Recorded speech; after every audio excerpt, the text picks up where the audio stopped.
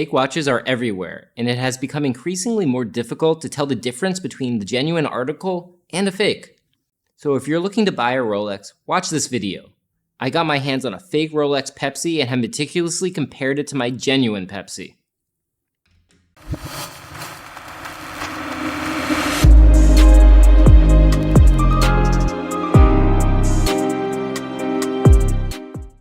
Hi, I'm Craig, founder of Wrist Enthusiast, and today I'm going to help you protect yourself from being cheated when buying your next Rolex. But before we get into that, if you've been enjoying my videos, including my reviews and buying guides, please subscribe to my channel and like the video.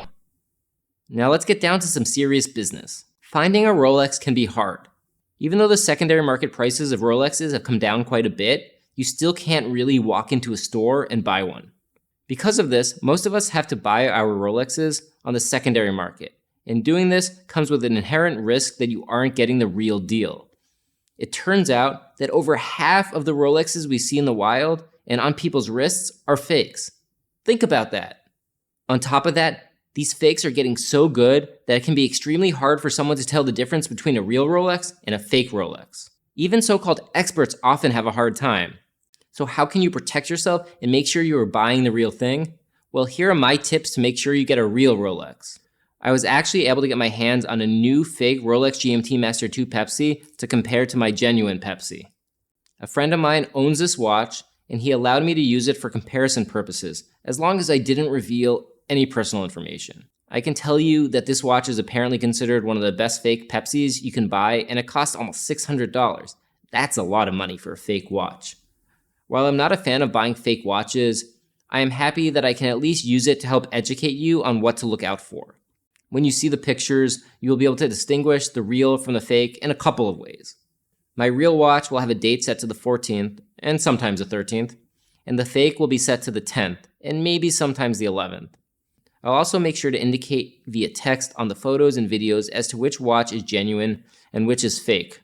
Let's first talk about the case, since this is something that will likely apply to many models of fakes and not just the Pepsi. When you hold both watches, you'll notice that the fake Pepsi is a good deal thicker.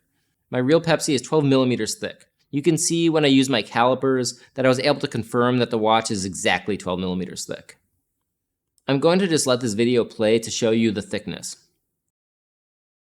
I also used the calipers to measure the thickness of the counterfeit. It was 13.5 millimeters thick, 1.5 millimeters thicker than the real thing. That might not seem like a lot to you, but when you handle both, it is definitely noticeable. Also, the slimmer profile of the real Pepsi just makes it so much more wearable on your wrist. You can also see when handling both watches that the caseback protrudes more on the fake watch. Another thing I noticed is that the crown guards are not as rounded on the fake as they are on the real deal. Just something else to look out for. The next thing I would look at is the dial. On the Pepsi at least, the hour markers and hands are actually whiter on the fake. But they're almost too white, like the white of people who have had their teeth whitened too much. But what you should really look out for is any writing on the dial. Luckily, there's one glaring difference between the text on my genuine Pepsi and on the fake. On the fake, you can see that the TER at the end of chronometer is separated from the rest of the word. The whole word is evenly spaced and much more fluid. Different fakes will have different tells, but looking at the text of the dial is always helpful. You're likely to find some error or difference on the fake. And on the Pepsi, you'll also see that the 2 in GMT-Master II is slimmer on the real thing than on the dial. So that's just another thing to look out for. Let's now talk about the bezel. The bezel on a Pepsi is a little bit different than the bezel on a dive watch like the Rolex Submariner. On the Sub, or really any dive watch, the bezel only rotates counterclockwise and has a crisp clicking sound. This is all to make sure that the diver is protected while using the watch while diving.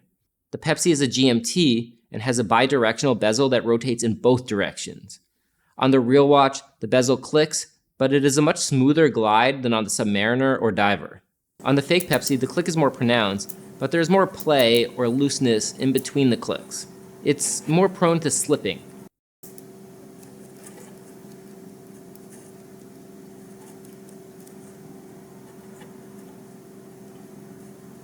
Additionally, the bezel colors are not quite right on the fake. The fake's blue and red are a little bit brighter. The real watch's bezel has a little bit more of a maroon red. One of the other difference I noticed is the placement of the crystal on both watches. While the crystal is not flush with the bezel on either watch, it is raised quite a bit more on the fake, so look out for that. My Pepsi is on Rolex's amazing and extremely comfortable Jubilee bracelet. Same with the fake. The edges of the bracelet are sharper on the fake, though you really can't tell until you handle it. Most of the edges on the fake are just a bit sharper than on the genuine. Both watches also have the easy link adjustment. This allows you to add an additional 5mm of length to your bracelet without having to add links. On the genuine watch, the easy link adjustment is super easy to use. However, on the fake, you really have to pull hard to open up the bracelet, and I had a little bit of a hard time doing it. Hopefully this video of me using both will show you just how difficult it was. On top of that, the end links of the fake protrude a little bit more beyond the lugs. I tried to photograph this, but I'm not sure if you can tell by the photos. I also opened up the case back to the fake, and they have even gone as far as making the movement look like the Rolex caliber 3285 GMT movement on the GMT-Master II. The case back on the real thing was a lot tighter, so I wasn't able to open it up. Even though the two movements look similar, the real movement is much better finished when you compare the two.